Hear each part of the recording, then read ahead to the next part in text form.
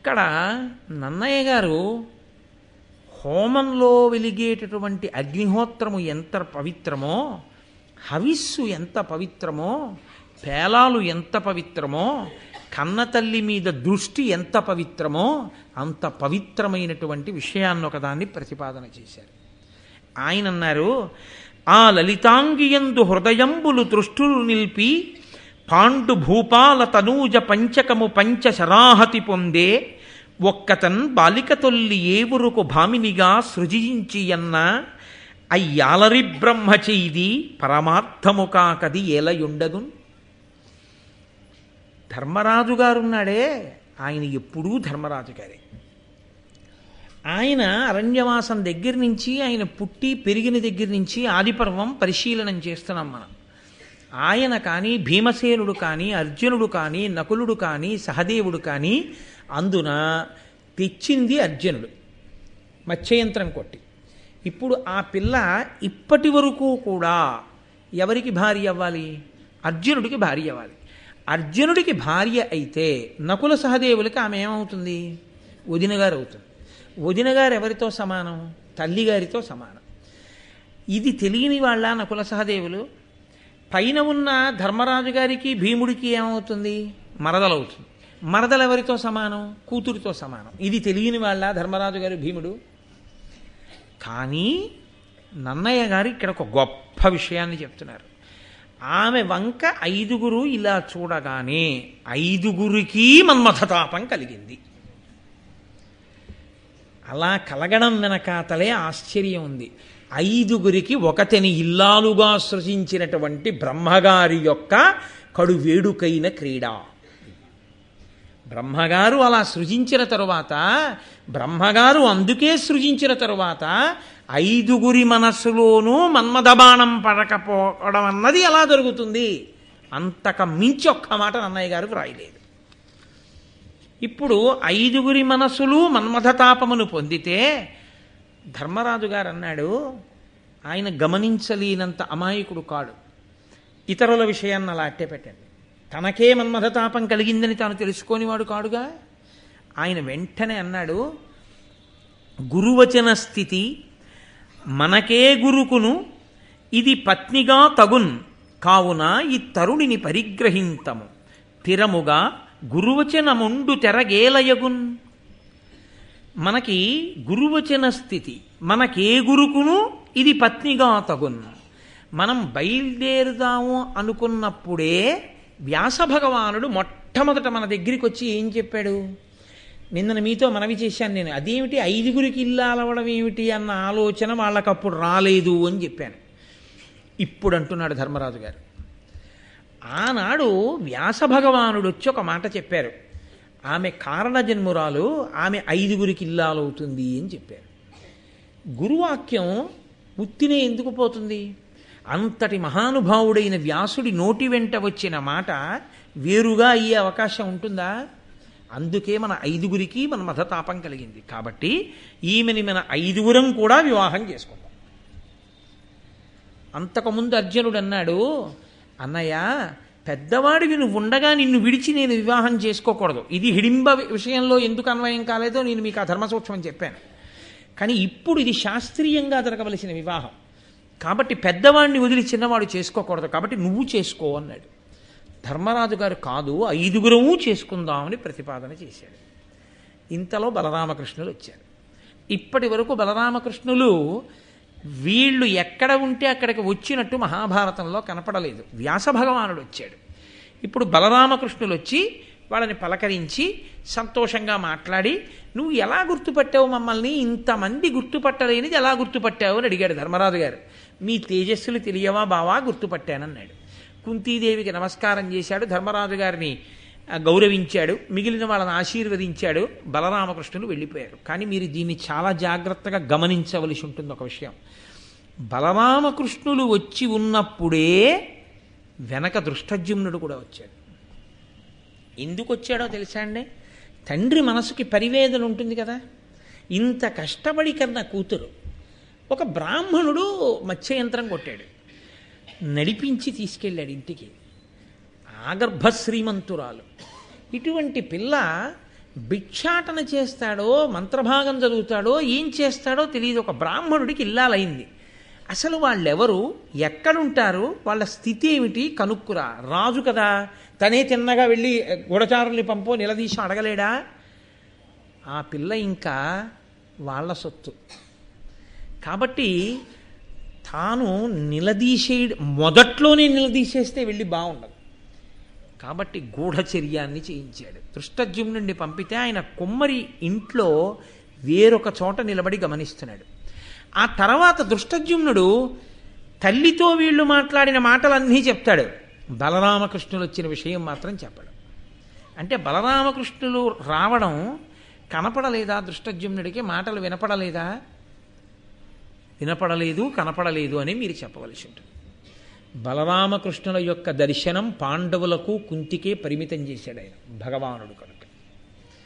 అక్కడ ఆ దర్శనం ఒక్క వాళ్ళకి మాత్రమే తప్ప పక్కనే ఉన్న వీళ్ళ మాటలు మిగిలినవన్నీ వినపడ్డాయి దృష్టద్యుమ్నుడికి.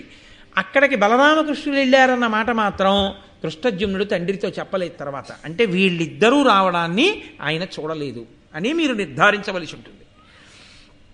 ఆ తరువాత బలరామకృష్ణులు వెళ్ళిపోయిన తర్వాత దృష్టద్యుమ్నుడు ఇంటికి వెళ్ళాడు. తండ్రి గబగబా ఎదురొచ్చి అడిగాడు, "ఒరేయ్, వాళ్ళు ఎక్కడుంటారా, ఏం చేస్తున్నారా చెప్పు" అని అడిగాడు.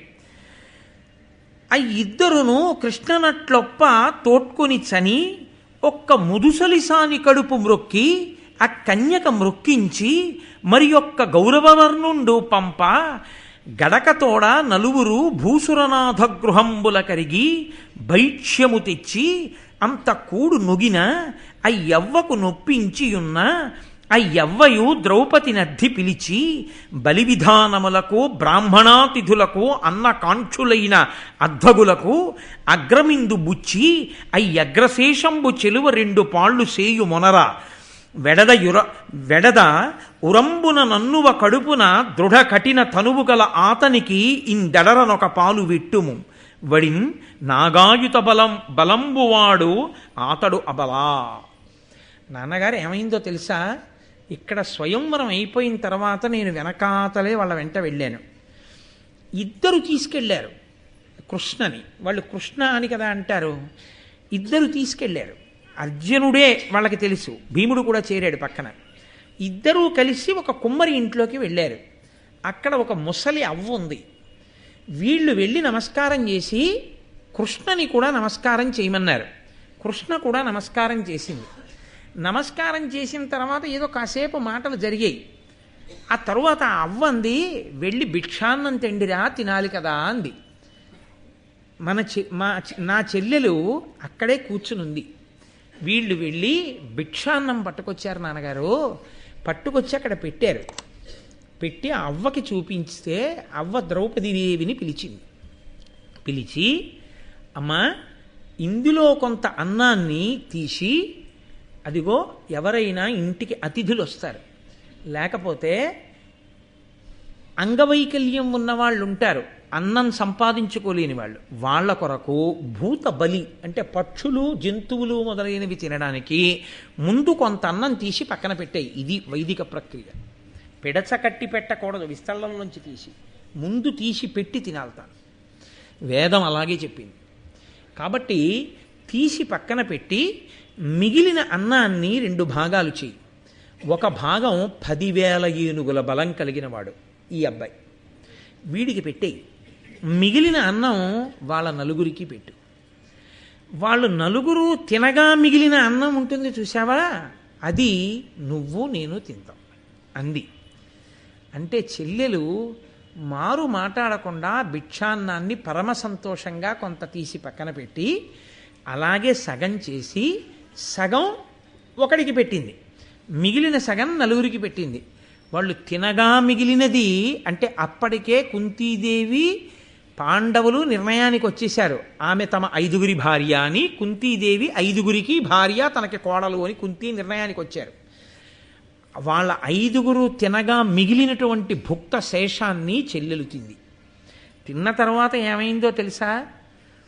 వాళ్ళ 5గురు ఏవో మాట్లాడుకున్నారు. అవన్నీ ఏం మాట్లాడుకున్నారో తెలుసా? బ్రాహ్మణులు మాట్లాడుకునేటటువంటి వేదం, మంత్రం, యజ్ఞం, యాగం ఇవి కావు.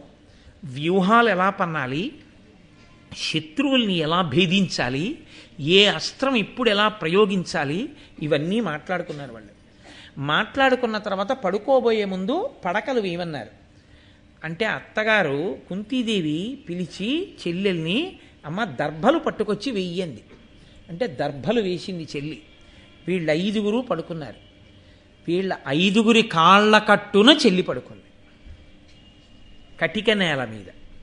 ఇది నాన్నగారు నేను చూసింది అని చెప్పాడు. ఇప్పుడు మీరు చాలా జాగ్రత్తగా గమనించాలి సుమండి, నన్నయ్య గారు దీన్ని ఎందుకు ఇచ్చారో. ద్రౌపదీదేవి యొక్క గొప్ప శీలమును మీరు గమనించండి. అసలు ఆవిడ మెడలో మాల వేయడంలో ఆవిడ ఇష్టాయిష్టముల ప్రమేయం ఏమైనా ఉందా? ఒక్క పోని వేసింది, అతనితో వెళ్ళిపోయింది. వెళ్ళిపోయిన తర్వాత భిక్ష తెచ్చానని ఆయన అన్నాడు, 5గురు ఉపయోగించుకోండి అని కుంతింది. అలా నువ్వు 5గురికి ఇల్లాలి ఎలా అవుతావమ్మా అని ఎవరన్నా అడిగారు ఆవిడ్ని? ఆవిడ్ని ఎవ్వరు అడగలేదు. వెంటనే ధర్మరాజు గారు ఈమెను 5గురిని చేసుకుందాం అన్నాడు. ఆవిడేం మాట్లాడలేదు. ఎక్కడైనా ఉందా మధ్యలో? అదేమిటి నీ మొహం ఇచ్చా 5గురికి ఇల్లాలి ఏమిటని ద్రౌపదీదేవి అంది అని నన్నయ్య గారు ఎక్కడన్నా చెప్పారా? ఎక్కడా లేదు. వెంటనే భిక్షాన్నం తెస్తే ఇంటి కోడలుగా పని ఆవిడ మొదలుపెట్టేసింది. ఇలా ఇలా పంచిపెట్టన్నారు, పంచిపెట్టింది. ఆ భుక్త శేషం తింది. అసలు పుట్టి పెరిగినదాదిగా హంసతూలికా తల్పాల మీద పడుకోవడం తప్ప ఎప్పుడూ నేల మీద పడుకోవడం అన్నది ద్రౌపదీదేవికి ఇవాల్టి వరకు తెలియదు. అటువంటి తల్లి ఈ పాండవుల 5గురి యొక్క కాళ్ళ కట్టున పడుకుంది. పడుకున్నప్పుడు ఆవిడలో ఏమైనా అన్యభావన ఉందా? ఆవిడేమైనా బాధపడినట్లు కానీ, కుందినట్లు కానీ, అన్నం తినేటప్పుడు బాధపడినట్టు కానీ, అయ్యో ఇదేమి దరిద్రం అనుకున్నట్లు కానీ ఏమైనా ఉందా? అత్తగారిని కానీ 5గురిని కానీ ఏదైనా ఒక్క ప్రశ్న, అసలు మీరు ఏమిటి ఇలా ఉంటున్నారు, మీ పరిస్థితి ఏమిటి అని అడిగినట్లు ఏమైనా ఉందా? ఏమీ లేదు. అసలు ద్రౌపదీదేవి మౌనం ఆశ్చర్యం, ద్రౌపదీదేవి మాట ఆశ్చర్యం. అటువంటి ఆవిడ మీద తీర్పులు చెప్పడం అంతకన్నా ఆశ్చర్యం. చాలా కష్టం కదండి. కారణజన్మురాలు, అయ్యో నిజం. అటువంటి తల్లి అలా ఉంది అని దృష్టజుమ్నుడు చెప్పాడు. అర్థమైందా ఏమైనా ద్రుపద మహారాజుకి? అసలు వాళ్ళు ఎవరో ఏమిటో ఏమైనా అర్థమైందా? ఆయన అన్నాడు, బ్రాహ్మణులు వెడితే నిజం చెప్తారు, వాళ్ళ ముఖం చూసి కాదనలేరుగా, అందుకని కొంతమంది బ్రాహ్మణులు వెళ్ళి అడిగిరండి అని పంపాడు. ఆ బ్రాహ్మణులు వచ్చారు. రాగానే ధర్మరాజు గారు భీముణ్ణి పిలిచి, ఒరేయ్ వాళ్ళకి అర్ఘ్యపాద్యాదులు ఇవ్వండి రా అన్నాడు.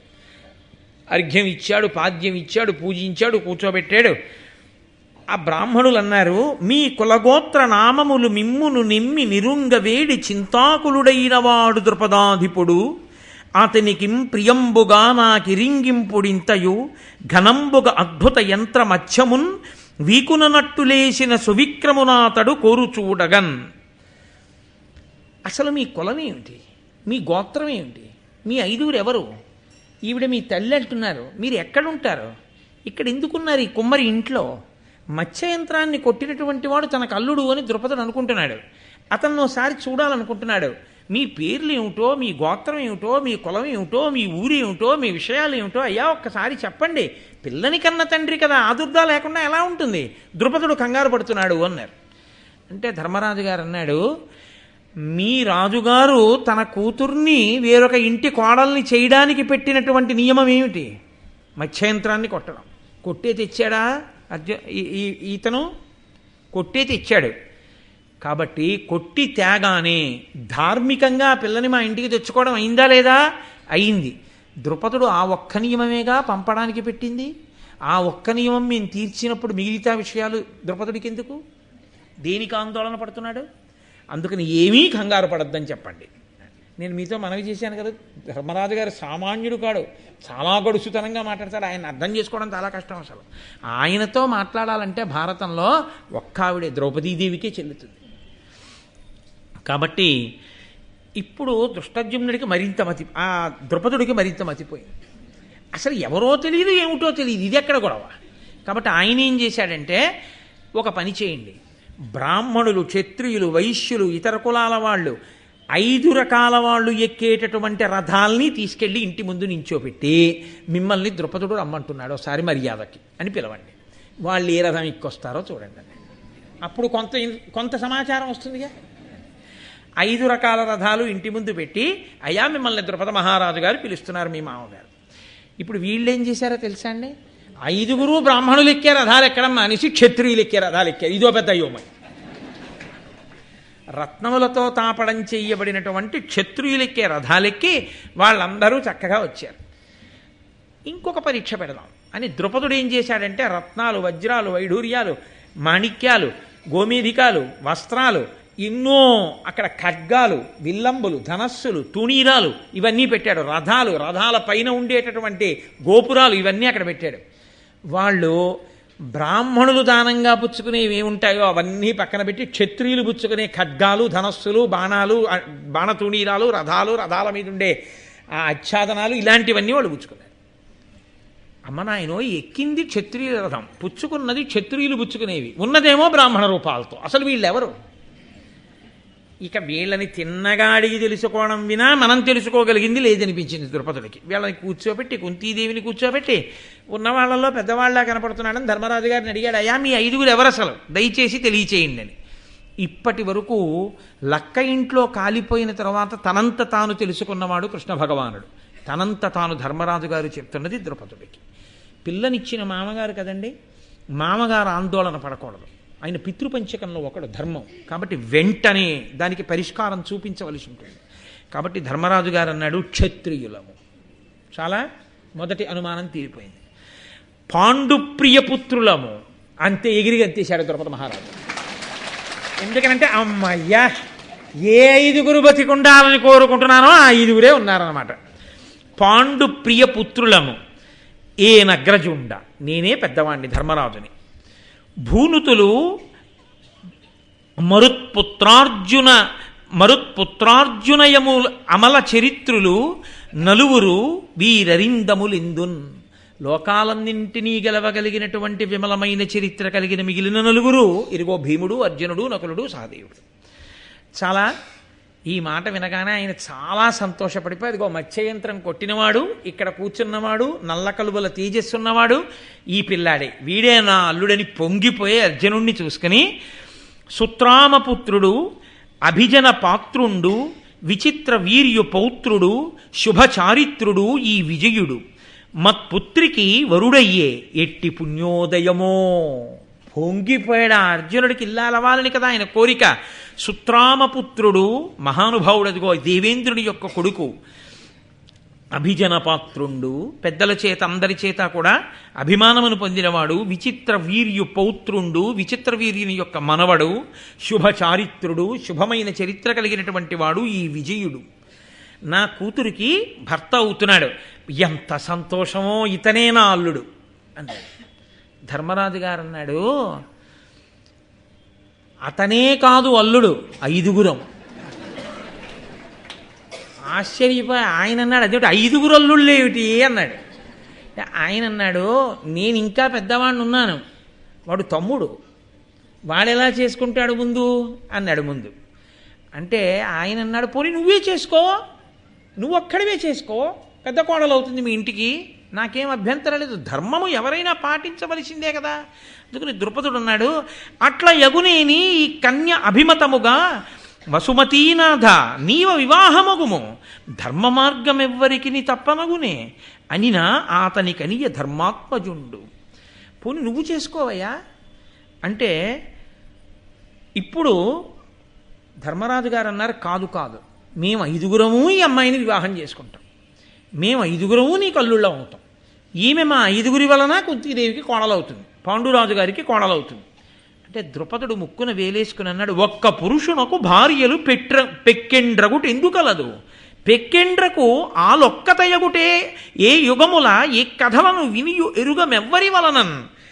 లోకంలో ఎక్కడైనా ఒక్క పురుషుడికి ఒక భార్య ఉంటుంది, ఒక్కొక్కచో ఒక పురుషుడికి ఎక్కువ మంది భార్యలు ఉంటారు తప్ప ఒక్క స్త్రీకి 5 భర్తలు ఉండడం ఎక్కడా చూడలేదు. అసలు ఏ యుగంలో ఎప్పుడైనా ఎక్కడైనా ఇలాంటి కథ విన్నామా? ఎక్కడా లేదు. ఒక ఆడదానికి 5 భర్తలు ఏమిటా?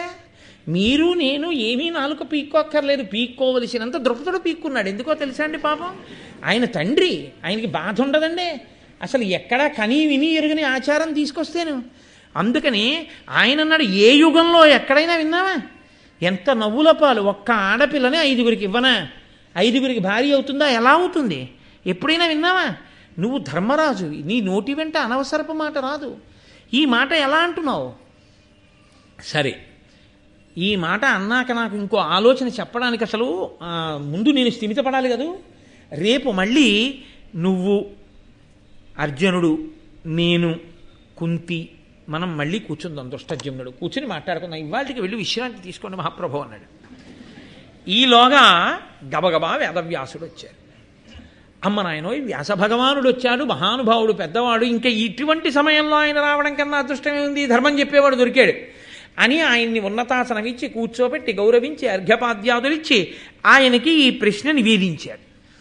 నివేదించి, అయ్యా వీళ్ళు 5గురు చేసుకుంటామంటున్నారు నా ఒక్క కూతుర్ని, అందున ఎవడో అన్నమాట కాదు, సాక్షాత్ ధర్మరాజు అంటున్నాడు, నేనేం చెయ్యాలని అడిగాడు. అంటే ధర్మరాజు వ్యాసుడికి నమస్కరించి అన్నాడు, నగియును బొంకునందు వచనంబు అధర్మమునందు చిత్తమున్ తగులదు నాకు ఎన్నడును ధర్మవశ్యము అట్ల కావునన్ వగవక మాకు ఏవురకు వారిజలోచన కృష్ణ నీదగుందగదను నీ విచారములు తక్కి వివాహమునర్పు మొప్పుగన్ నగియును బొంకునందు వచనంబు. నేను పరిహాసానికి కూడా నా మాటలో అబద్ధం ఉండదు. అధర్మమునందు చిత్తము, నా మనసు ఎన్నడూ అధర్మమునందు నిలబడదు. కాబట్టి నా నోటి వెంట మాట వచ్చినా, నా మనసులో ఆలోచన వచ్చినా అది ధర్మమే. ధర్మము కాని ఆలోచన, ధర్మము కాని మాట పరిహాసానికి కూడా నాకు రాదు. కాబట్టి నేను ఏదన్నానో అది సత్యం. కాబట్టి ఈమె 5గురికి భార్య కావలసింది. కాబట్టి ఈమెని మేము 5గురము చేసుకుంటాం. ఇతపూర్వం ఎప్పుడు వినలేదు అంటున్నావు కదూ, ఒక్క ఆడది అనేక మందికి భార్య కావడం. గౌతముని వంశంలో జటిల అనబడేటటువంటి ఆడపిల్ల పుట్టింది. ఆమెని 7గురు ఋషులు ఒక్కతినే భార్యగా చేసుకున్నటువంటి దృష్టాంతం ఉంది. దాక్షాయణి అని ఒక మునికన్యక, ఆమెని 10 మంది ప్రచేతసులు వివాహం ఆడారు. ఆమె 10 మంది ప్రచేతసులకి భార్య అయింది. గురులలోన పరమగురువు తల్లియ, అట్టి తల్లి వచనమును విధాతృకృతము అన్యథాకరింప అలవియే అనినం దొరకు ఇట్టులనియే ద్రుపద విభుడు. లోకంలో గురువులకు గురువు ఎవరంటే తల్లి, మాతృదేవోభవ అని కదా ఉపనిషత్తు. అటువంటి గురువైన మా అమ్మ తన నోటి వెంట ఎన్నడూ అసత్యం పలకదు. మా అమ్మ శక్తి అటువంటిది. ఆడి తప్పడం కానీ, అసత్యం పలకడం కానీ, మా అమ్మ అన్నది అసత్యం అవ్వడం కానీ ఇప్పటి వరకు లేదు. కాబట్టి మా అమ్మ నోటి వెంట వచ్చింది అంటే బ్రహ్మగారి నిర్ణయం అదేనన్నమాట. మా అమ్మ 5గురు ఉపయోగించండి అంది. కాబట్టి మేము 5గురము ఆమెని స్వీకరిస్తాం. అంటే ద్రుపదుడు వ్యాసుని వంక చూసి నమస్కారం చేసి, అయ్యా మీ నిర్ణయం చెప్పండి అన్నాడు. వ్యాసుడు ద్రుపదుడితో అన్నాడు, ధర్మ తత్వజ్ఞుడి ధర్మతనూజుండు ధర్మ మార్గం బేల తప్పబలుకు దేవతామూర్తి ఈ దేవి మాధవి ఏలతా నిరుంగక అనృతంబువలుకు వీరల పలుకులు వేల్పుల మతమును ఒక్కండ కావున ఒండు దక్కి ఈ ఏవురకు కూతునిచ్చి వివాహంబు కావింపు. మరి దీని కల తెరంగు వినగా ఇష్టమేని వినుమని ద్రుపదు చేయూది ఇంటిలోని కొనర నరిగి తాను అతడు ఏకతమయుండి వానికంతయును చెప్పతొడగే ధర్మవిదుడు. వ్యాసభగవానుడు అన్నాడు, ధర్మతత్వజ్ఞుడయా ధర్మరాజు, ఆయన నోటి వెంట అమృతం వస్తుందా? ఆయన ధర్మ మార్గం తప్పెందుకు పలుకుతాడు? ఆయన అన్నాడంటే అదే తీర్పు. 2, దేవతామూర్తి ఈ కుంతి నోటి వెంట అటువంటి మాట ఎందుకు వస్తుంది? కాబట్టి దేవతలందరి నిర్ణయం కూడా ఈమె ఒక్కతే 5గురికి భార్య కావాలని. కాబట్టి ఆ 5గురికి ఇచ్చి వివాహం చేసేసేయి. మీరు ద్రుపద మహారాజు అయితే తృప్తి పడిపోయారా ఈ జవాబుకి? మీరు ద్రుపదుడైతే వ్యాసుడు ఇలా చెప్పాడని, ధర్మరాజు అలా చెప్పాడని కన్యాదానం 5గురికి చేయడానికి సిద్ధంగా ఉన్నారా? నిర్మోహమాటంగా చెప్పండి, సిద్ధంగా ఉన్నారా? వ్యాసుడు చెప్పాడని, ధర్మరాజు చెప్పాడని, నేనే ద్రుపదుడైతే, ఆడైనా మగైనా కన్యాదానం చేసేస్తానండి అన్నవాళ్ళు, 5గురికి ఇచ్చి పెళ్లి చేసేస్తానన్న వాళ్ళు ఎవరో చెయ్యొద్దండి. అంటే ఎవ్వరూ చేయడానికి సిద్ధంగా లేరు. అలా లేకపోవడం సహజం. ఎందుకో తెలుసా అండి? ఆడపిల్ల తండ్రి ఆడపిల్ల తండ్రి. లోకంలో లేని ఒక విచిత్రమైన ఆచారాన్ని ఎలా తీసుకొచ్చి ఎప్పుడో ఎక్కడో ఏదో కోటికొక్క విషయంలో జరిగింది అన్న దాన్ని ప్రమాణంగా తీసుకుని తన కూతుర్ని 5గురికి ఇచ్చి వివాహం ఎలా చేస్తాడు? కాబట్టి ఆయన తృప్తి పడలేదు. అది గమనించాడు వ్యాస భగవానుడు. గమనించి, నీకు నేను ఒక పెద్ద రహస్యం చెప్తాను, వీళ్ళెవ్వరూ ఉండకూడదు, వీళ్ళ ముందు చెప్పను, దాని లోపలికి వెళ్ళి మనం చెప్పుకుందాం అని. అంటే ఇప్పుడు నేను మీ ముందు చెప్పనని కాదు అని ద్రుపదుణ్ణి ఒక్కడిని చెయ్యి పట్టుకుని అంతఃపురంలోకి తీసుకెళ్ళి ఎవ్వరూ లేకుండా తలుపులేసేసి, విను, ఇప్పుడు చెప్తాను అసలు రహస్యం ఏమిటో, ఎందుకు ఈమె 5గురికి భార్య కావాలో చెప్తాను, జాగ్రత్తగా విను అని చెప్పడం మొదలెట్టాడు. మీరు కూడా జాగ్రత్తగా వినవలసి ఉంటుంది. ఈమె ఒకానొక జన్మలో బ్రాహ్మణ పడొచ్చు. ఈమె పేరు ఇంద్రసేన. ఈమె భర్త పేరు మౌద్గల్యుడు. ఆయన ఒక గొప్ప ముని, గొప్ప తపశ్శక్తి సంపన్నత కలిగినటువంటి వాడు. కానీ కుష్ఠరోగి. ఆయనకి శరీరం అంతా కుష్ఠవ్యాధి వచ్చి చర్మము ఎముకలు మాత్రమే మిగిలాయి. ఎప్పుడూ ఒంట్లోంచి నిత్తురు చీము కారుతూ పుల్లటి కంపు కొడుతూ ఉంటాడు. నోరు కూడా దుర్వాసన వస్తూ ఉంటుంది.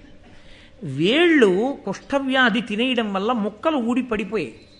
దానికి తోడు అతి కోపిష్టి, చాలా కోపిష్టివాడు. ఆయనకి భార్య ఈ ఇంద్రసేన. ఈమె మహాపతివ్రత. ఆమె భర్తనే దైవంగా భావించిందంతే. కాబట్టి ఆమె అన్నం తిన్నా కూడా భర్త తినగా మిగిలినది ఏది ఉందో అదే తినేది ఆ కంచంలో. ఒక రోజున భర్త మౌద్గల్యుడికి అన్నం పెట్టింది. ఆయన భోజనం పూర్తయిపోయింది. భోజనం పూర్తయిపోయిన తర్వాత ఆ మిగిలిన అన్నాన్ని తిందామని ఆ శేషాన్ని ఈవిడ తినడానికి కూర్చుని తింటోంది. ఎలా? పరమప్రీతితో. ఎందుకనంటే ఆయన తిన్న అన్నంలో ఆయన వేళ్లకున్న చీము నెత్తురు కలుస్తాయి. అయినా ఆవిడ పరమప్రీతితో తింటోంది. ఆవిడ పాతివ్రత్యం అటువంటిది. ఆ తింటున్నప్పుడు ఆ మౌద్గల్యుని యొక్క వేలు మొక్కొకటి ఊడి అందులో పడిపోయింది ఆ కుష్ఠరోగం వల్ల. ఆవిడ, అయ్యో ఇది భర్త వేలు మొక్క ఊడిపోయిందని చెప్పి ఆ వేలు తీసి పక్కన పెట్టింది. ఆ పక్కన పెట్టినప్పుడు ఎవరికైనా మనసులో వికారం కలుగుతుంది, ఎవరికైనా అనిపిస్తుంది. ఆవిడ అలా అనలేదు. ఆవిడ పాతివ్రత్య శక్తి అటువంటిది. కాబట్టి ఆవిడ పరమ ప్రీతితో వేలు పక్కన పెట్టి అన్నం తింది. అది చూశాడు మౌద్గల్యుడు. నీకు అనితర సాధ్యమైన పాతివ్రత్యం ఇది. భర్త కుష్ఠరోగం వచ్చిందని నీకు బాధపట్టలేదు. నువ్వు అంత ప్రీతితో నన్ను సేవించావు, పైగా నేను కోపిష్టివాణ్ణి, అయినా నువ్వు నన్ను అనుగమించావు. నీకేం కావాలో కోరుకో అన్నాడు. మీరు ఇందులో తప్పు పట్టడానికి ఏం ఉండదు. యథార్థానికి అతిగా ఆలోచించడానికి అంతకన్నా ఉండదు. ఆమె భర్త కుష్ఠరోగ పీడితుడై ఎముకలు చర్మంతో మిగిలి ఉన్నవాడిన్నాళ్ళు. ఆమె అంది, మీరు తపశ్శక్తి సంపన్నులు కనుక దివ్యమైన రూపాన్ని పొంది, నాకు చాలా కామాతురతతో ఉన్నదాన్ని నేను. కాబట్టి అది భర్తకి చెప్పడంలో దోషం ఏమింది? సహృదయంతో స్వీకరించాలి. కాబట్టి మీరు 5 రూపములు ధరించండి, దివ్యమైన రూపములు. నేను ఎటు చూసినా మీరు దివ్యమైన భవ్యమైన రూపంతో కనపడాలి. ఇన్నాళ్ళు ఇలాగే చూశాను. 5 రూపాలతో మీతో కలిసి నేను మంచి మంచి వనములలో నదీ తీరములలో విహరించాలనుంది అంది. ఆయన అన్నాడు, నువ్విన్నాళ్ళు నన్ను అనుగమించినందుకు, నా పరీక్షకి నిలబడగలిగినందుకు నిన్ను అలాగే అనుగ్రహిస్తానని 5 దివ్యమైన రూపములను పొందాడు. పొంది ఆయన సూర్యరథం ఎక్కించి ఆవిడ్ని నదీ తీరములు, సాగర తీరములు, ఉద్యానవనములు, తోటలు అన్నిటినీ తిప్పుతూ చాలా కాలం సంతోషంగా గడిపి, ఇక నేను తపస్సు చేసుకోవడానికి వెళ్ళిపోతున్నాను, చాలు అనుభవించిన భోగం, భోగానికి అంతెక్కడ ఉంటుంది, నేను వైరాగ్యాన్ని పొందాను అన్నాడు. ఆవిడ కొంతకాలం అయిపోయింది, భర్త వెళ్ళిపోయాడు, ఆవిడ కూడా శరీరం విడిచిపెట్టేసింది. విడిచిపెట్టేసిన వాసనాబలం ఏమిటో తెలుసా అండి? ఒక్క భర్త 5 రూపాలతో ఇంత గొప్పగా క్రీడించి ఆనందిస్తుంటే ఇంత సంతోషం అనుభవించానన్న భావన ఆమె యందు ఉండిపోయింది. ఆమె కూడా శరీరం విడిచిపెట్టేసి, భర్త తపస్సుకు వెళ్ళిపోయాడు, విడిచిపెట్టి ఆమె కాశీరాజుకి పుత్రికగా పుట్టింది. ఆవిడికి ఆ జన్మలో పెళ్ళవలేదు. పైగా గత జన్మలో ఉండిపోయినటువంటి వాసనాబలం ఉండిపోయింది. ఆ కామాతురత ఇంకా ఆమె యందు తృప్తి పొందలేదు. అటువంటి సమయంలో ఆమె భర్త కోసమని తపస్సు చేసింది. ఆ తపస్సు చేస్తున్నప్పుడు 5 దేవతలు అటుగా వెళ్ళారు. వాళ్ళు దాని కడకు ప్రత్యేకంబగా ధర్మ వాయు వాసవాశ్వినుల్ ప్రీతులై వచ్చి దానినాత్మ దేహాంశజులకు దేహాంతరమున పత్నిగా కోరి రధిక సౌభాగ్యయుక్తి. అలా ధర్మదేవత, వాయు, ఇంద్రుడు, అశ్విని దేవతలు వీళ్ళు ఆ తపస్సు చేసుకుంటున్నటువంటి కాశీరాజు గారి కుమార్తె ముందు నుంచి వెళ్ళిపోతూ వాళ్ళ 5 అనుకున్నారు, ఈమెకి వచ్చే జన్మలో మేము 5 భర్తలైతే బాగుండు అనుకున్నారు. ఇక్కడ మీకు ఒక అనుమానం వస్తుంది, ఏమంటే దేవతలకు కూడా అలాంటి పెచ్చి ఉంటుందా? ఒకవేళ ఉందిపో, తపస్సు చేసుకుంటున్న దానికి భర్త కావాలనేగా తపస్సు చేస్తోంది, ఈ జన్మలోనే భర్త అయితే వదిలిపోలా, మళ్ళీ వచ్చే జన్మలో అవుతామంటాం ఎందుకు వాళ్ళు? అంటే మహాభారతంలో లేదు, కానీ మార్కండేయ పురాణంలో దీని గురించి వివరణ ఉంది. అదే ద్రౌపదీదేవి యొక్క జీవితంలో ఉన్న రహస్యం. అందుకే వ్యాసభగవానుడు లోపలికి తీసుకెళ్లి కూర్చోబెట్టి ద్రౌపదుడికి చెప్తున్నాడు. ఒకానొకప్పుడు దేవేంద్రుడు త్వష్ట ప్రజాపతి బ్రాహ్మణుణ్ణి సంహారం చేశాడు. ఆయన్ని సంహరించడం చేత ఆయనలో ఉన్న ధార్మికమైన తేజస్సు వెళ్ళిపోయి ధర్మదేవతని ఆశ్రయించేసింది. వేరొకసారి వృత్రాసురుడు అనబడేటటువంటి వాణ్ణి సంహారం చేశాడు. ఆ సంహారం చేసినప్పుడు తద్దోష కారణం చేత ఆయన శరీరంలో ఉండే బలం ఆయన్ని విడిచిపెట్టి వాయుదేవుణ్ణి ఆశ్రయించి వెళ్ళిపోయింది. ఎవరి నుంచి? అన్నీ ఇంద్రుడి నుంచే. ఇంద్రుడికి సంబంధించిన ధర్మము ధర్మదేవత దగ్గరికి వెళ్ళింది, ఇంద్రుడి బలం వాయుదేవుడి దగ్గరికి వెళ్ళింది. ఆయనే ఒకానొకప్పుడు తానే ఇంద్రుడిగా ఉండి అహల్య చేత అహల్యని మోసగించి అహల్యని అనుభవించాడు. ఆయన మోసగించి అంటే అహల్యకి తెలుసు వచ్చినవాడు ఇంద్రుడని. మోసగింపబడిన వాడు ఎవరంటే యథార్థానికి గౌతముడు. మీరు రామాయణం బాలకాండలో విన్నారు. అందుచేత తన రూప సౌందర్యంతో మభ్యపెట్టి ఆయన అహల్యని అనుభవించాడు. అప్పుడు ఆయన శరీర సౌందర్యం జారిపోయి అశ్వనీ దేవతల దగ్గరికి వెళ్ళిపోయింది, వాళ్ళ అందగాళ్ళు కనుక. ఆ ఇంద్రుడు ఇంద్రుడిగా ఉండిపోయాడు. ఇప్పుడు ఆ ఇంద్ర తేజస్సే వీళ్ళ దగ్గరికి వెళ్ళింది. ఇప్పుడు మీరు బాగా పట్టుకున్నారో లేదో, ఇది మార్కండేయ పురాణాంతర్గతం. మీరు నన్నయ్య గారి భారతం చూస్తే నన్నయ్య గారి భారతంలో కనపడదు.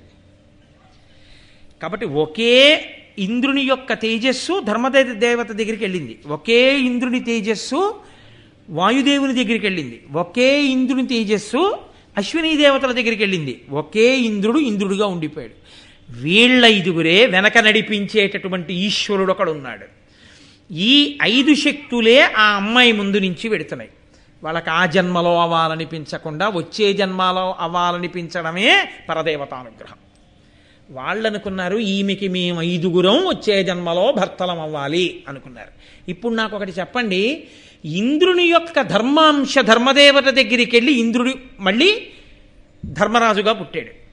ఇంద్రుడి యొక్క బలం వాయుదేవుడి దగ్గరికి వెళ్ళి మళ్ళీ భీమసేనుడిగా పుట్టాడు. ఇంద్రుడి యొక్క తేజస్సు ఇంద్రుడి దగ్గరే ఉండి ఇంద్ర తేజస్సుగా అర్జునుడిగా పుట్టాడు. ఇంద్రుని యొక్క సౌందర్య తేజస్సు అశ్వినీ దేవతల దగ్గరికి వెళ్ళి ఇంద్రాంశగా, అశ్వినీ దేవతల తేజస్సుగా నకుల సహదేవులుగా వచ్చారు. 5 కనపడుతున్నా అవన్నీ కలిపి ఇంద్రాంశలైనప్పుడు కలిసి ఉన్నది ఒక్క ఇంద్రుడేనా కాదా? పైకి 5 కనపడుతున్నది ఒక్కరే. ఈ ఒక్కరేని ఎక్కడ నిర్ధారింపబడింది? మీరు మార్కండేయ పురాణాన్ని ఆధారం చేసుకుని చెప్పేస్తున్నారా భారతాన్ని? భారతంలో కూడా ఇంకా ఎక్కడైనా నిరూపణమైందా ఈ జన్మ లోపల? అయింది. ఎక్కడైందో తెలుసా అండి? ఇది నేను చెప్పడం కాదు, సాక్షాత్తు వ్యాసుడు చెప్తున్నారు. ఆయన అన్నారు, ఈ పిల్ల తపస్సు చేస్తోంది కదూ, తపస్సు చేస్తున్నప్పుడు ఆమెకి పరమశివుడు ప్రత్యక్షమయ్యాడు. ప్రత్యక్షమైతే ఏం కావాలని అడిగాడు. అడిగితే ఈవిడంది భర్తని పొందాలి, భర్తని పొందాలన్న ఆతురతతో భర్త కావాలి, భర్త కావాలి, భర్త కావాలి, భర్త కావాలి, భర్త కావాలని 5 మాటలంది. 5 మార్లు అన్నావు కనుక 5గురు భర్తలకి ఇల్లాలి అవుతావు అంటే వెంటనే ఆ పిల్ల ఏమందో తెలుసా అండి, చాలా సంతోషం అనలేదు. ఆమె అంత అమాయకురాలు కాదు, ఆమె 5గురికి ఇల్లాలవడానికి ఇష్టపడింది కాదు. ఆవిడ ఏమందంటే, సతికి ఒక్కరుండపతిగాక ఎందును పతులు పలువురవుట కథల కలదే లోకనాథ ఇట్టి లోక విరుద్ధంపు వరము వడయా అమరవరదయొల్ల.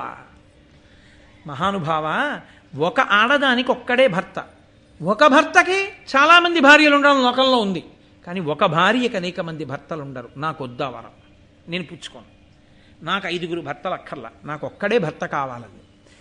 అంటే నన్నయ్య గారి యొక్క మహాభారతంలో ఏమనుందో తెలుసా అంటే, రుద్రశబ్ద ప్రయోగం చేశారు ఆయన. రుద్రుడన్నాడు అన్నారు వెంటనే. రుద్రుడు ఏమన్నాడంటే, నా వచనంబున నీక ఏవురుపతులందు ధర్మవు వెడపకయుండున్ కావున ఇట్టి వరం బిందీవరదల నేత్ర ఇచ్చితి నిదయతోన్. 5గురికి ఇల్లాలివైతే ఏమవుతుందని నీ బెంగ, నీ ధర్మం పోతుందని కదూ. 5గురికి ఇల్లాలివైనా నీ ధర్మం పోదు, నా వాక్కు ఏమిటి నీకు అభ్యంతరం అని అడిగాడు. ఆవిడంది, ఇది ఎలా సంభవం అనుకుంది. కానీ మీరు ఇక్కడ ఒక్క విషయాన్ని బాగా గుర్తుపట్టవలసి ఉంటుంది.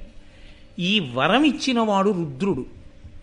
రుద్రశబ్దానికి వైదికంగా వేదపరంగా యజుర్వేదపరంగా అర్థం ఏమిటో తెలుసా అంటే, రుద్ర అన్న శబ్దానికి యథార్థమైనటువంటి అర్థం రుత్యా ధర్మానవలోకయతి ప్రాపయతివా ప్రాపయతీతివా ఇది రుద్ర.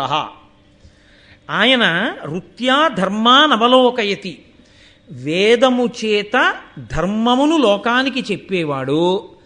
ఆ ధర్మం పట్టుకోగలిగిన శక్తిని మీకు ఇచ్చేవాడు, ధర్మాన్ని చూపిస్తాడు. ధర్మాన్ని పొందేటట్టు, ఎప్పుడూ ధర్మమునందు మనసు ఉండేటట్టు చేసేవాడు ఎవరో తెలుసా అండి? పరమేశ్వరుడు, పరమశివుడు, రుద్రుడు. అందుకే ఎవరు ఎప్పుడూ అభిషేకం చేస్తారో, రుద్రాధ్యాయాన్ని రోజు పారాయణ చేస్తారో అటువంటి వారి మనసు ధర్మమునందు నిలబడుతుంది. ఒకానొకప్పుడు శృంగగిరి పీఠాధిపతులు చంద్రశేఖర భారతీ స్వామి వారు ఈ మాట చెప్పారు. భార్యకు ఒంట్లో బాగులేదని ఒక ఆయన వస్తే, రుద్రం ఇక్కడ పారాయణ చేసేసి నువ్వు ఇక్కడ కూర్చుని ఇక్కడే భార్యకి తీర్థం ఇస్తున్నానని విడిచిపెట్టు, అక్కడ నీ భార్య మీ ఊళ్ళో స్వస్థత పొందుతుందన్నారు. అలాగే పొందింది ఆవిడ. కాబట్టి ఆయన ధర్మమును పొందించువాడు. కాబట్టి ఇప్పుడు ఆయనే చెప్పాడంటే ఆ ధర్మానికి తిరుగులేదు. కానీ ఆవిడేమందో తెలుసా అండి, 5గురు భర్తలకి ఇల్లాలినైనప్పుడు కొన్ని ప్రమాదములు ఉంటాయి. మీరు విశాల హృదయంతో దీన్ని అర్థం చేసుకోవలసి ఉంటుంది నేను చెప్పే మాటని. ఒకటి, నేను ఒక భర్త చేత అనుభవింపబడినప్పుడు 2వ భర్త దగ్గరికి వెళ్ళినప్పుడు నేను కన్యని కాను. ఏ భర్త అయినా కన్యని భార్యగా స్వీకరించి తాను భార్యను చేసుకుంటాడు.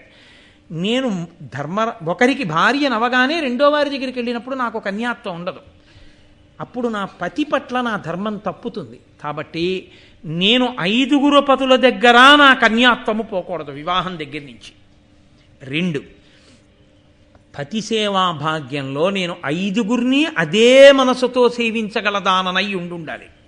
3, ఒక భర్త దగ్గర ఉన్నప్పుడు మాత్రమే కామప్రచోదనం, ఒక భర్త దగ్గర ఉన్నప్పుడు కామమునందు విముఖత ఉంటే ఆ భర్త ఇబ్బంది పడతాడు. కాబట్టి 5గురి యందు నాకు సమానమైన కామాతురతని పొంది ఉండాలి. నేను ఎప్పటికీ ముత్తైదువుగా ఉండాలి. అంటే 5గురు భర్తలలో ఏ ఒక్కడూ పడడానికి వీల్లేదు. కాబట్టి నేను ముత్తైదువుగా ఉండాలి. అందుకే స్వర్గారోహణ పర్వంలో అందరికన్నా ముందు ద్రౌపది పడిపోయింది. కాబట్టి ఈ 5 నాకు నువ్వు ఇస్తే నేను 5గురికి ఇల్లాలనవడానికి అంగీకరిస్తాను. అప్పుడు శివుడు ఏమన్నాడో తెలుసా అండి, అలాగే నువ్వు అడిగినవన్నీ నీకు ఇస్తున్నాను, నువ్వు వెళ్ళి గంగా తీరంలో నిలబడు, ఇంద్రుడు వస్తాడు తీసుకురా. ఇప్పుడు ఆవిడ వెళ్ళి గంగా తీరంలో నిలబడింది, ఇంద్రుడు వస్తే తీసుకెడదామని. ఆ ఇంద్రుడు బ్రహ్మగారి దగ్గరికి వెళ్ళాడు. ఎందుకు వెళ్ళాడో తెలుసా అండి, యమధర్మరాజు గారు నైమిషారణ్యానికి వచ్చి చాతుర్మాస్యం ఆయన అక్కడికి వచ్చి సత్రయాగం మొదలుపెట్టాడు. ఆ సత్రయాగం పూర్తయితే కానీ మళ్ళీ ఆయన అక్కడికి వెళ్ళడు. యాగదీక్షలో ఉన్నవాడు పీటల మించి లేచి ఇతర పనులు చేయకూడదు. కాబట్టి ఆ యాగదీక్షలో ఉన్నాడు కాబట్టి ఊరూరా వెళ్ళి కనపడ్డ వాళ్ళందరినీ ఉసురు తీయడు ఆయన. కాబట్టి లోకంలో ఎవడు చచ్చిపోవడం మానేసి దీర్ఘాయుష్మంతులు అయిపోయి పాపాలు పెరిగిపోతే ఇంద్రుడు దేవతలు వెళ్ళి దేవతలకి మనుష్యులకి తేడా లేకుండా పోయింది. వాళ్ళు మరణం లేకుండా ఉన్నారు, మేము మరణం లేకుండా ఉన్నాం, పాపం పెరిగిపోతోంది, ఎలా అని అడిగారు. అడిగితే బ్రహ్మగారు అన్నారు, ఒక పెద్ద చమత్కారం జరగబోతోంది. యమధర్మరాజు గారి అంశ కూడా భూమి మీదకి ఇంద్రతేజస్సులతో కలిసి వెడుతుంది, ఇంద్రతేజస్సుగానే వెడుతుంది. వెళ్ళి ఆ 5గురు ఎవరున్నారో ఆ 5గురు యమధర్మరాజు గారు చెయ్యవలసిన పనిని చావు లేకుండా భూమి మీద మిగిలిపోయిన వాళ్ళందరినీ వాళ్ళు చక్కబెట్టి చంపేస్తారు, పాపం పెంచిన వాళ్ళని. కాబట్టి వాళ్ళు ఎడుతున్నారులే, బెంగబెట్టుకోకండి, మీరు వెళ్ళిపోండి అన్నాడు. ఈ మాటలు విన్నటువంటి ఆయన వచ్చేస్తున్నాడు ఇంద్రుడు. ఇప్పుడు ఇంద్రుడు వస్తుంటే ఈవిడ గబగబా వెళ్ళి, ఏమండే ఇంద్రుడు గారు, మిమ్మల్ని శివుడు రమ్మన్నాడు రండి అంది అనుకోండి, చావతలబా నువ్వెవరంటాడు కదా. ఏదో ప్రత్యేకత ఉండాలి, ఉంటే కానీ అసలు ఇంద్రుడు ఆగడు. ఇంద్రుడంటే సామాన్యుడు కాడు. కాబట్టి ఆవిడ గంగానది మీద ఆకాశంలో నిలబడి ఆవిడ కన్నుల వెంట బిందువులు పడుతుంటే అన్ని వేళలా ఏడుపని మీరు అనుకోకూడదు. కంటి వెంట నీటి బిందువులు పడ్డాం, యోగమనందు కూడా పడతాయి. కంటి వెంట నీటి బిందువు కింద పడుతుంటే గంగలో పడ్డ ప్రతి బిందువులోంచి బంగారు తామర పుడుతోంది. ఇది చూసి ఇంద్రుడు ఆశ్చర్యపోయాడు దేవతలతో. ఇదెక్కడి చమత్కారం రా, ఈవిడ కన్నీటి బిందువులకి బంగారు తామరలు పుడుతున్నాయి అని ఆయన ఆగి, నువ్వెవరు, ఎందుకు ఏడుస్తున్నావు అలాగా, ఈవిడ కన్నీటి బిందువులు బంగారు తామరలు అవుతున్నాయని. అది నేను తర్వాత చెప్తాను కానీ శివుడు రమ్మంటున్నాడు పదండి అని ఆవిడ శివుడి దగ్గరికి తీసుకొచ్చింది. ఈలోగా శివుడు ఏం చమత్కారం చేశాడో తెలుసా అండి. ఆయన ఒక నవయవ్వనంలో ఉన్నటువంటి పిల్లవాడిగా మారిపోయి ఒక మంచి యవ్వనంలో ఉన్నటువంటి ఒక తరుణిని పక్కన కూర్చోబెట్టుకొని ఆవిడితో కలిసి విలాసంగా ఆడుకుంటున్నాడు ఆయన. ఇంద్రుడు అటుగా వెళ్ళిపోతూ అక్కడ ఉన్నటువంటి పర్వత గుహలో భార్యతో కలిసి ఆడుకుంటున్నటువంటి ఈ నవయవ్వనంలో ఉన్న యువకుణ్ణి చూశాడు. ఆయన లేచి నిలబడలేదు, ఆయనకు కోపం వచ్చింది ఇంద్రుడికి. దిక్పాలకులు కూడా నా కింద పనిచేస్తుంటారు, అటువంటిది నేను వెడుతుంటే లేచి నిలబడకుండా భార్యతో ఆడుకుంటున్నవాడెవరు అని అమిత స్థావర జంగమంబైన బ్రహ్మాండంబుదానింతయున్మమతాగోచరమీ త్రిలోకములు అసన్మద్బాహు వజ్రాను పాల్యము ఏ ఇంద్రుడా ఇట్టిన నురక లీలంజూదమాడంగ ఉత్తమ సింహాసనమొక్క నీకుచనునే దర్పించి నా ముందటన్. వజ్రాయుధాన్ని చేతిలో పట్టుకుని 3 లోకములను పరిపాలించగలిగినటువంటి వాడిని నేను. అటువంటి నేను వెడుతుంటే నువ్వు అలా కూర్చుని ఏమిటి అలా మాట్లాడుతున్నావు, ఏమిటి ఆడుకుంటున్నావు, ఏమిటి ఎవరిని అనుకుంటున్నావు అన్నాడు. అంటే ఆయన అన్నాడు, ఆ పిల్లవంక చూసి ఓసారి వెళ్ళి ఆయన్ని ముట్టుకో అన్నాడు. ఆవిడ లేచి వచ్చి ఇలా ముట్టుకోగానే ఆయన ధబేలుడికి కింద పడిపోయాడు. ఆయన సమస్త శక్తులు నశించిపోయాయి. ఆవిడే కదండి సమస్త శక్తి స్వరూపం. కింద పడిపోయి అయ్య బాబోయ్ ఈయనెవరో అసామాన్యుడు అని తెల్లబోయి చూస్తున్నాడు. శివుడు అన్నాడు, నేనెవరో నువ్వెవరో ఈ విషయం తర్వాత, నేను అనుజ్ఞలిస్తున్నాను, లేచి అదిగో అక్కడ ఆ కొండకి బిలం రంధ్రం ఉంది, ఆ రంధ్రం దగ్గర ఉన్న రాయిని పక్కకి తోసి లోపలికి చూడు అన్నాడు.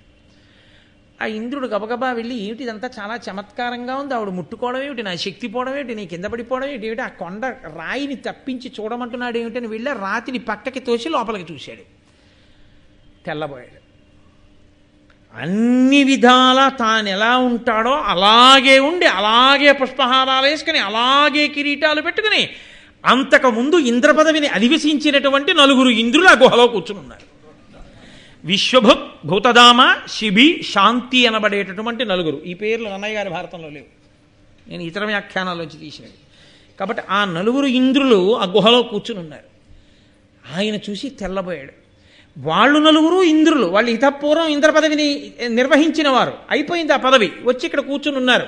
శివాజ్ఞ మేరకు అక్కడ ఉన్నారు. ఆయన బ్రహ్మమస్తకావలీ నిబద్ధతే నమః శివాయ. యుగాలు వెళ్ళిపోతే సృష్టి చేసిన బ్రహ్మగారి పుర్రెనే మెళ్ళో వేసుకుంటాడు ఆయన.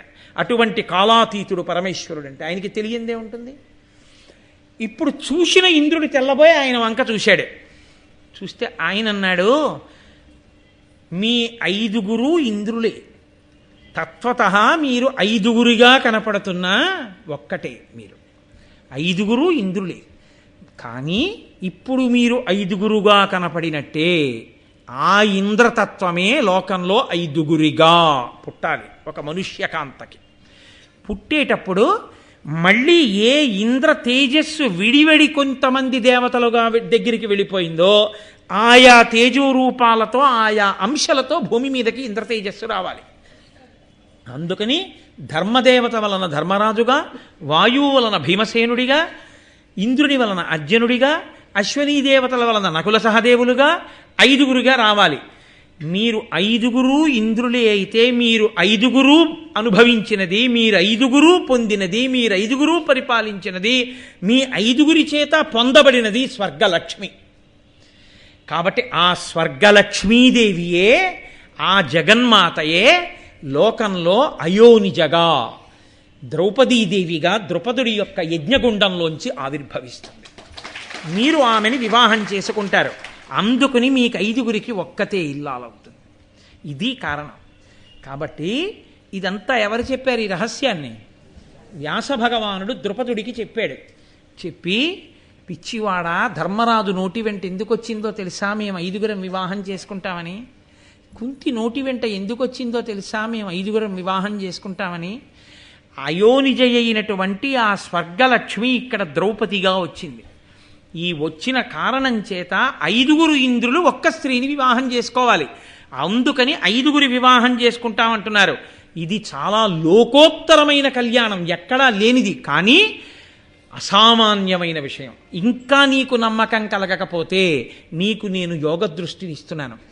ఇప్పుడు నువ్వు ఒక్కసారి తలుపు దగ్గరికి వెళ్ళి తెర తీసి ఆ కూర్చున్న 5గురి వంక చూడు, నీకేం కనపడుతుందో చూడు అని యోగ దృష్టినివ్వగానే ద్రుపదుడు వచ్చి తెర తీసి అక్కడ కూర్చున్న ధర్మరాజు, భీముడు, అర్జునుడు, నకులుడు, సహదేవుడు 5గురి వంక, ఆ ద్రౌపదీదేవి వంక చూశాడు.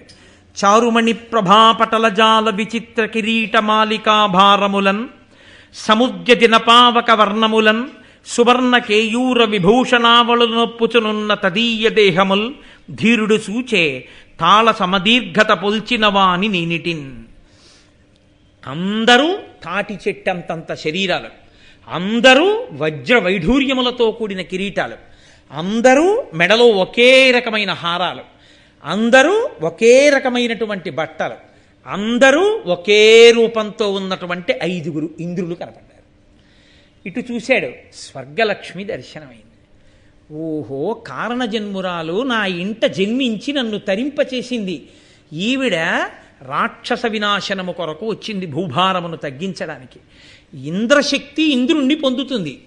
ఒక్క ఇంద్రుడు 5గురిగా ఉన్నాడు కాబట్టి ఇంద్రశక్తి మాత్రం ఆ 5గురిది ఒకటే కాబట్టి ఆమెయే వారికి భార్య అవుతోందని సంతోషంగా కన్యాదానం చెయ్యడానికి అంగీకరించాడు.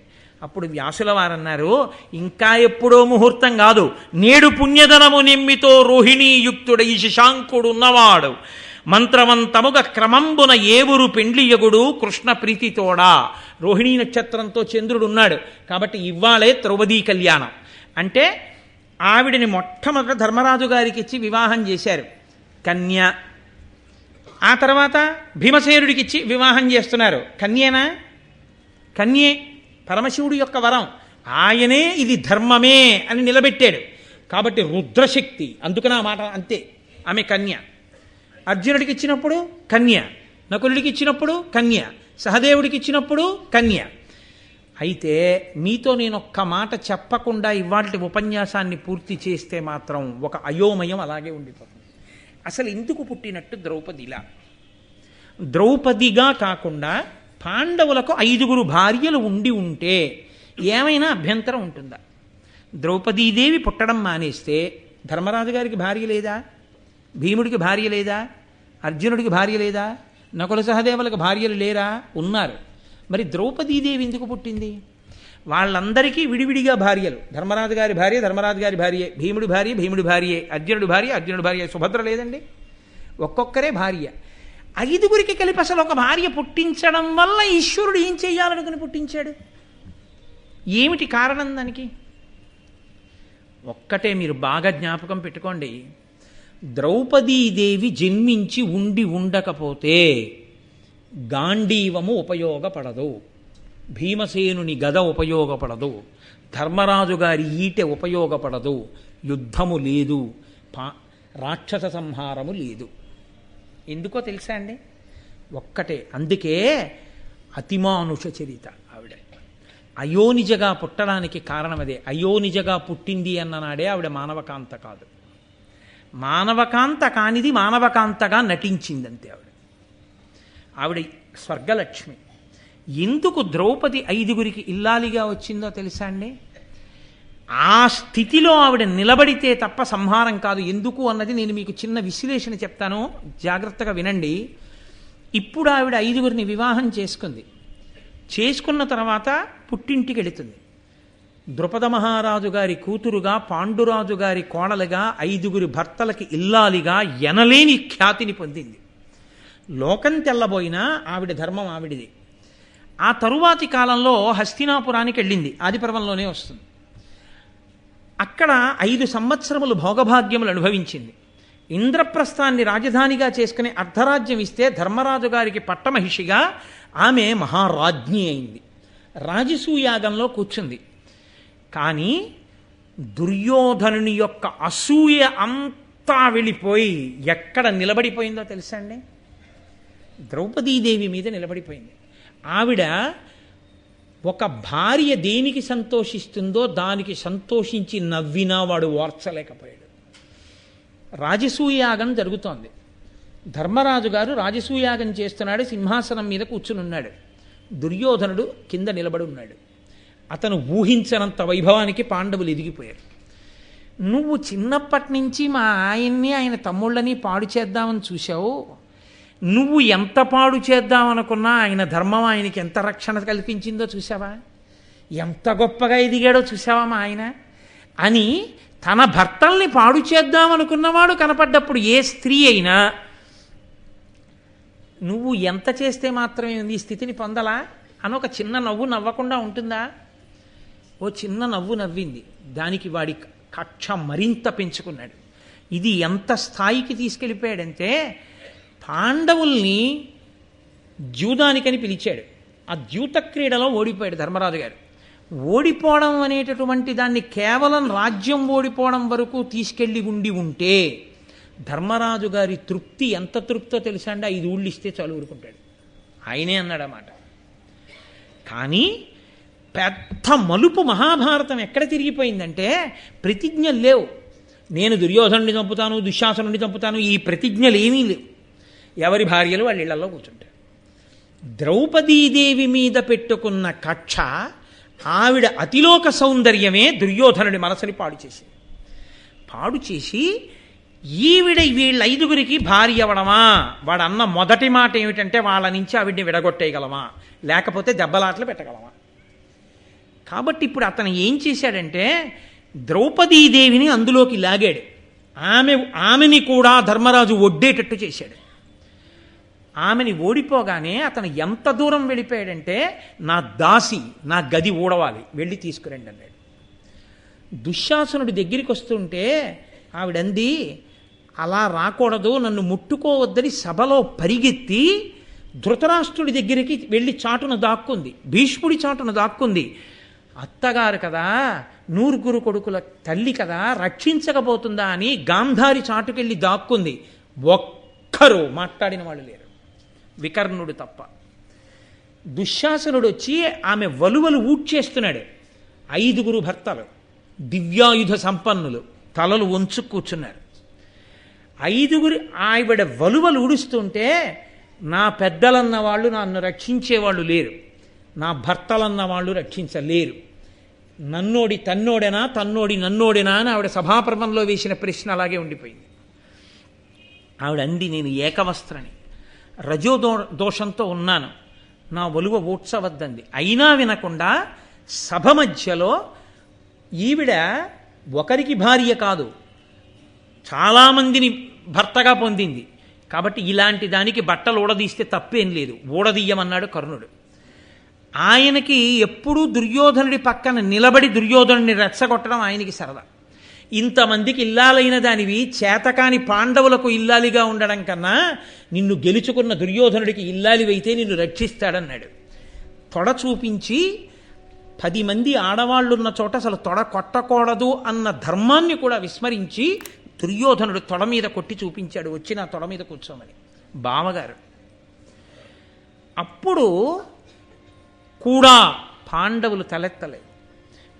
ఈ కష్టాల్ని ఒక సామాన్యమైన వనిత తట్టుకుంటుందని మీరు ఎలా అనుకుంటున్నారు? ఒక సామాన్య స్త్రీ తట్టుకుంటుందా? ఒక సామాన్య స్త్రీ కథని మలుపు తిప్పగలదా? అది ద్రౌపదీదేవికే సాధ్యం, అనితర సాధ్యమైన విషయం. ఆవిడ స్వర్గలక్ష్మి, ఆవిడ అయోనిజ, కాబట్టి తట్టుకుంది ఆవిడ. పనికి మారిన వాళ్ళు వీళ్ళు కారు, నేను పిలవవలసిన వాడు వేరొకడు ఉన్నాడు. ఆవిడ బంధుత్వం ధర్మరాజు గారికి బావగారు కాబట్టి బంధుత్వం చేత అన్నగారు కృష్ణుడు. అన్నగారని కృష్ణుడితో సంబోధన మొదలుపెట్టి కృష్ణుడి యందున్న ఈశ్వరతత్వాన్ని గుర్తెరిగి ఆయనకి మహాభక్తురాలైంది. ఆ కృష్ణుణ్ణి ప్రార్థన చేసింది. ఆయన అనేకమైనటువంటి వస్త్రములను ఇచ్చాడు. ఇంకా అవి లుప్తం అవ్వడం లేదు, ఇక తగ్గడం అన్నది లేదు. అన్ని వస్త్రములను ఆయన ఇచ్చేశాడు. అక్షయ వస్త్ర ప్రదానం చేశాడు. దుశ్శాసనుడు ఒలువలోడ్చలేక పడిపోయాడు. ఆవిడ్ని జుత్తు పట్టి సభలోకి ఈడ్చి తెచ్చాడు. ద్రౌపదీదేవి జోలికి వెళ్ళారు కాబట్టి భీముడు ప్రతిజ్ఞ చేశాడు. ఏ దుర్యోధనుడు తొడకొట్టి చూపించాడో ఆ తొడలు విరిచేస్తాను కురుక్షేత్రంలో అన్నాడు. ఏ ద్రౌపదీదేవి జుత్తు పట్టి ఈడ్చాడో ఆ దుశ్శాసనుడి గుండెలు బద్దలగొట్టి నిత్తురు తెచ్చి ద్రౌపదీదేవి కురులకు రాసే వరకు ఆమె జడ వేసుకోదు. ఇప్పుడు ప్రతిజ్ఞలు ఎందుకు వచ్చాయి? దుర్యోధన దుశ్శాసనుల్ని చంపుతానని. ద్రౌపదీదేవి జోలికి వెళ్ళకపోతే వస్తాయా? ఇవి రాకపోతే భీముడి గదకి విలువుందా? అర్జునుడి గాంధీవానికి ఏమైనా విలువుందా? ఆవిడ్ని ధృతరాష్ట్ర మహారాజు అడిగాడు సభాపర్వంలో, నీకు వరాలు ఇస్తున్నాను, ఏం కావాలన్నాడు. ఆవిడ ముందు ఏది అడిగిందంటే, ధర్మరాజుని దాస్య విముక్తుణ్ణి చెయ్యండి కొడుకుతో సహా. అంటే ధర్మరాజు గారి కొడుకుతో సహా విడిపించాడు ధృతరాష్ట్రుడు. ఇంకొక వరం ఇస్తానమ్మా, ఏం కావాలన్నాడు. ఎక్కడ శపిస్తుందో అని భయపడి. మిగిలిన నలుగురిని ఆయుధాలతో విడిపించండి అంది. ఇంకొక వరం కూడా కోరుకో అన్నాడు. ఆవిడ వెంటనే ధర్మం పాటించి క్షత్రియ వనత 2 వరాలే కోరాలి, నాకు అక్కర్లేదు మూడోది అంది. భర్తలని మళ్ళీ విడిపించిన ఖ్యాతి ద్రౌపదీదేవిదే. మళ్ళీ ద్యూతం ఆడాడు ధర్మరాజు గారు. అరణ్యవాసం, అజ్ఞాతవాసం. మళ్ళీ అరణ్యవాసానికి వెళ్ళినప్పుడు ఆవిడ అందమే ఆవిడికి శాపం. లోకంలో పురుష ప్రకృతి ఎలా ఉంటుందో చూపించింది. అన్నగారు సైంధవుడు వరసకి ఆవిడ్ని చూసి మోహించి ఆవిడ్ని బలవంతంగా ఎత్తుకుపోతుంటే పాండవులు వెళ్ళి ఈడ్చి తెచ్చారు. మహాధర్మమూర్తి కనుక దుస్సల భర్త, అయ్యో వాడిని చంపడమా, ఆడబడుచు పసుపు కుంకాలు తీసేయడమా నా భర్తలని విడిచిపెట్టమంది. వాడు శివుడి గురించి తపస్సు చేసి అభిమన్యుడిని చంపేశాడు. విరాట పర్వం వచ్చింది, కీచకుడు ఆవిడ వెంటపడ్డాడు. ఆవిడ మహాధీరవనిత, ఆవిడ కాబట్టి తట్టుకుందండి. ఆవిడ కాబట్టి వెళ్ళగలిగింది. ఆవిడ లేనినాడు భారతం ఎక్కడుంది? ఆవిడ లేనినాడు ప్రతిజ్ఞలు ఎక్కడున్నాయి? ఆవిడ లేనినాడు యుద్ధం ఎలా జరుగుతుంది? ఆవిడ వలన యుద్ధం జరగకపోతే రాక్షస సంహారం ఎలా జరుగుతుంది? ఇన్ని మలుపులు తిప్పగలిగినటువంటి తేజోమూర్తిగా అక్కడ నిలబడగలిగిన శక్తి ఎవరికి ఉంటుంది? అనన్య సామాన్యమైన శక్తి అయోనిజ అయినటువంటి ద్రౌపదీదేవికి తప్ప అన్యులకు సాధ్యమే. కాబట్టి ఆవిడ కీచకుడిని ఎదుర్కొంది. భీమసేనుణ్ణి పంపించింది. ముద్ద చేసి అక్కడ పారేస్తే శవాన్ని కాగడాలో చూపిస్తే నిర్భయంగా చూసింది. ఉపకీచకులు కట్టి తీసుకెడుతుంటే భీముడికి వినపడేటట్టు ఏడ్చింది. అంతమంది ఉపకీచకుల్ని చంపేశాడు భీమసేనుడు. విరాట పర్వంలో ఆవిడ కుడి పక్కకి కొప్పేసుకుని సైరంధ్రిగా బతికింది. అయినా సరే కనపడ్డవాడల్లా అబ్బా ఏమందామన్నవాడే. ఇన్ని మాటలు పడి భర్తల కోసం అంతగా నిలబడింది. ఇన్ని కష్టాలు పడినా కూడా, ఇన్ని ఇబ్బందులు పడినా కూడా, పుట్టుకతో ఆగర్భ శ్రీమంతురాలైనా కూడా భర్తలు భిక్షాటన చేసి తెచ్చిన అన్నం తినవలసి వచ్చినా ఆవిడ ఎన్నడూ మనసులో ఖేదపడలేదు. అంత ధర్మంతో అనువర్తించింది. ఇవన్నీ ఏ కాంత వలన నడుస్తాయి? ఏ సామాన్యమైన స్త్రీ మహాభారతాన్ని నడిపించగలదు? ఏ సామాన్యమైన స్త్రీ ఈ పాపాలన్నీ పోయేటట్టు, పాపులు తొలగిపోయేటట్టు చెయ్యగలదు? ఆమె కాబట్టి నడిచింది కథ. ఇంత గొప్ప ద్రౌపదీదేవి ఇన్ని కష్టాలు పడ్డా, అన్ని మాటలు ధర్మరాజు ద్యూతమాడినా, అరణ్యవాసం చేయవలసి వచ్చినా, అజ్ఞాతవాసం చేయవలసి వచ్చినా ఆవిడ కాబట్టి ధర్మరాజు గారి గురించి అంత గొప్పగా చెప్పుకుంది. విరాట పర్వంలో ధర్మరాజు గురించి చెప్తూ, యవ్వనివాకిట నిభమద పంకంబు రజభూషణ రజో రాజినడగు, యవ్వని చారిత్రమెల్లలోకములకు వజ్జయై వినయంబు నొనరగరపు, ఎవ్వని గుణలత లెడువారాసుల కడపటి కొండపై కలయబ్రాకు ఎవ్వని కడగంట నివ్వటిల్లెడి చూట్కి మానిత సంపదలినుచుండు అతడు భూరిప్రతాప మహాప్రదీప దూర వైరి వీర విఘటిత పదశోభితుడైన ధర్మజుండు కేవలమర్చుడే ధర్మసుతుడు అంటుంది ఆవిడ. కోటీర మణివేష్టితాంఘ్రితలుడు కేవలమర్చుడే ధర్మసుతుడు. ఆ ధర్మరాజు అంటే ఎటువంటి వాడో తెలుసా? అది ఆవిడ పతిభక్తి. ఎవ్వని వాకిట ఇభమద పంకంబు రజభూషణ రజో రాజినడగు అందావిడ. ధర్మరాజు గారు సింహాసనం మీద కూర్చుంటే ఎదురుగుండా మదగజములు నిలబడితే ఆ మదగజముల నుండి స్రవించేటటువంటి ఆ మద జలములు వాటి వలన నేలంతా బురదైపోతే ఆ మద జలం నిలబడిపోతే అది దేని వలన ఇంకిందోట తెలుసా? ధర్మరాజు గారి దర్శనం కోసం తోసుకుంటూ వస్తున్నటువంటి కొన్ని వేల మంది రాజులు పెట్టుకున్న ఆభరణముల ఒరిపిడికి వాళ్ళు పెట్టుకున్న ఆభరణములలో ఉండేటటువంటి రత్నముల యొక్క గుండ రాలి కింద పడితే దాని వలన ఆ మదగజముల యొక్క మదజలములు ఇంకే. అంత గొప్పవాడయా ధర్మరాజు అంటే. ఏమిటనుకుంటున్నావు భీమసేన? కాబట్టి ఎవ్వని వాకిట నిభమద పంకంబు రజభూషణ రజో రాజినడగు ఎవ్వని కడగంట ఇవ్వటిల్లెడి చూట్కి మనిత సంపదలినుచుండు. ఏ ధర్మరాజు గారు ఇలా చూస్తే ఐశ్వర్యం కలుగుతుందో అంతటి మహానుభావుడైన ఎవ్వని చారిత్రమెల్లలోకంబులకు వజ్జయై వినయంబు ఒనరగరపు. ఏ ధర్మరాజు గారిని అన్ని లోకాలు గురువుగా తీసుకుని వినయం నేర్చుకుంటాయో అటువంటి మహితాత్ముడు. ఎవ్వని గుణలత లీడువారాసుల కడపటి కొండపై కలయబాకు 7 ద్వీపములను దాటి మహానుభావుడి యొక్క గుణములని తీగలు మేరుపర్వత శిఖరాల్ని చుట్టుకున్నాయి. అటువంటి వాడాయ ఆయన పాదములు ఎప్పుడూ కూడా వైరి వీర కోటీర మణివేష్టి తాంఘ్రితలుడు. వైరిరాజులు శత్రురాజులు ఇతర రాజులు అందరూ వచ్చి ధర్మరాజుకు లొంగిపోయి వంగి నమస్కరిస్తుంటే వాళ్ళ కిరీటములలో పొదగబడినటువంటి వజ్రముల యొక్క కాంతి చేత నీరాజనములు ఇవ్వబడి ప్రకాశిస్తుంటాయి. అటువంటి పాదములు. అతను కేవలమర్త్యుడా సామాన్యమైన మనుష్యుడా ధర్మరాజు అంటే? అంత గొప్పవాడంది. ఎన్ని మాటలు ధర్మరాజు గారితో వాదన చేసింది. ధర్మరాజు గారిని యుద్ధం వైపుకి తిప్పే ప్రయత్నం చేసింది ద్రౌపదీదేవియే. ఆఖరికి చిట్ట చివర రాజ్యం సూది మోపినంత కూడా ఇవ్వను అని దుర్యోధనుడు ప్రకటిస్తే పాండవుల్ని మట్టు పెట్టడానికి ప్రయత్నిస్తుంటే కృష్ణుడు రాయబారానికి బయలుదేరుతూ ధర్మరాజు గారిని ఏం చెప్పమంటావు బావా అని అడిగితే 5 ఉళ్ళిచ్చినా చాలని చెప్పు బావా అని ధర్మరాజు గారంటే ఆఖరణ ద్రౌపదీదేవిని అడిగాడు కృష్ణుడు. ఏమమ్మా నువ్వు నీ మాట ఏమిటన్నాడు. ఆవిడ సర్రున లేచి తన జుత్తు ఇలా తీసి ఆయన ముందు చూపించింది.